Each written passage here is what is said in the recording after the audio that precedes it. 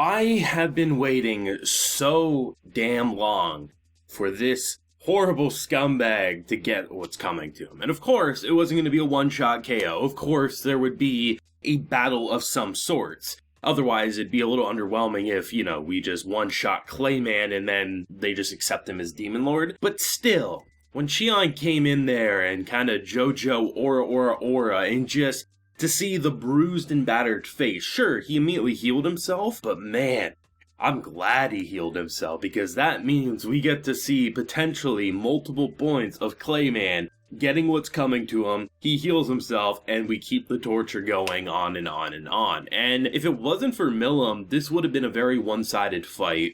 No questions asked, no strings attached, it would have been brutality.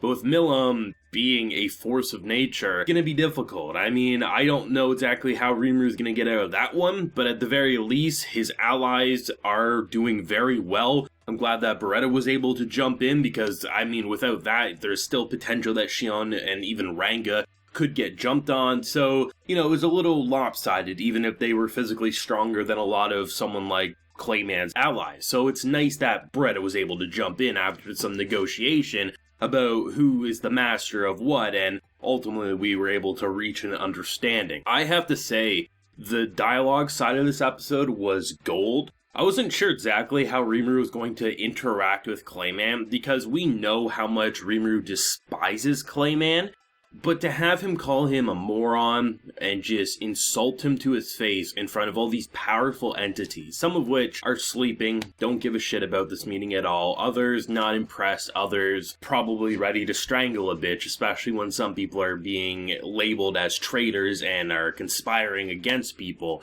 And in a normal circumstance, I don't think Clayman's lie would be that horrible. I don't think it's a great lie.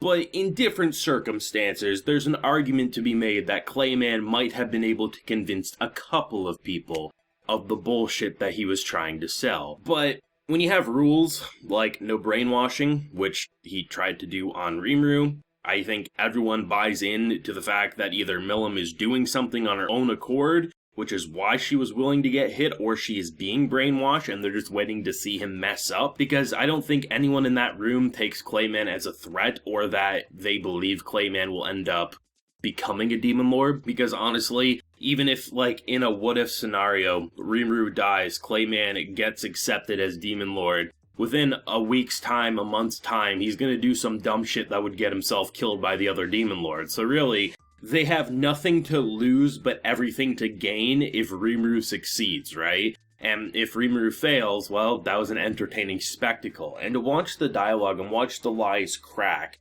playing the video of the clowns and just pointing out what someone like horrible scumbag did, and to see him visibly upset, like saying, "Oh, my trusted ally, she told me this in her dying breath," and he's like, "Bitch, are you serious?" I just love seeing how visibly concerned, worried, and petrified Clayman was. I know a lot of people are probably going to be really impressed by the action we got a glimpse of, especially with like the Milim content, which we'll definitely touch upon. But I think my favorite side of the production had to be the facial designs and reactions on Clayman. The faces and how it felt so genuine, as if we were watching real people in this situation.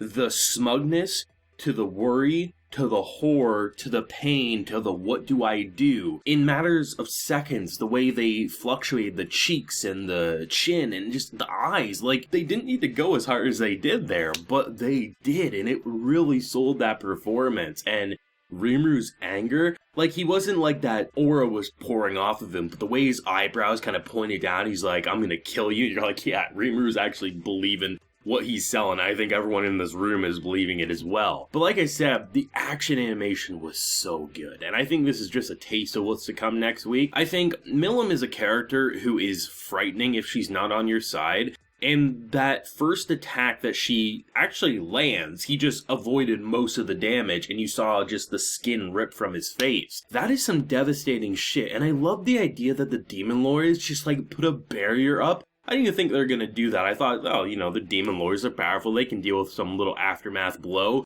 No, they literally put up a barrier and they're like, alright, TV time. Demon Lord meetings, I feel like, are some of the most wild shit you would ever experience because the humans think it's like the end of the world. Probably what we're witnessing right now is what the humans view the Demon Lord meetings as, where usually half of them are asleep and half of them are just bored out of their mind with a couple maybe engaging in dialogue. I think it's going to be so interesting to see what Rimuru's gonna do, because all signs point to the necklace being what's causing her brainwashing. But after a scan, it says there's nothing that is traced. So is she actually being controlled, or is something to do with this necklace actually just really that good at hiding what's happening? So that's gonna be interesting, because if Milim is acting, I question why didn't she do something sooner, because what was the point? I mean, because like there's so many different thoughts I have, like, okay, if she's acting because she wanted to expose Clayman as a bullshitter at the meeting, I mean, at this point, she could have revealed it, right? So I'm leaning more still believing into the brainwashing, but I'm open to the possibility of her just screwing with Clayman.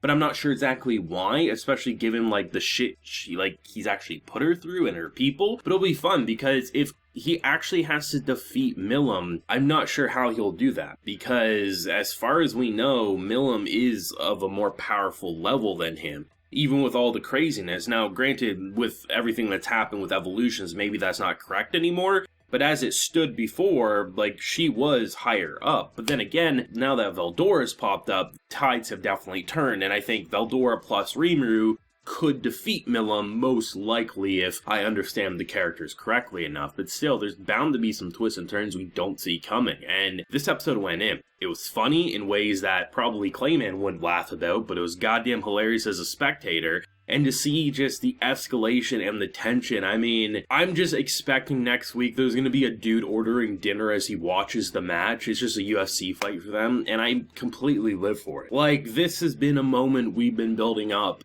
for the entire season, right? I mean, this is a scumbag who needed to go.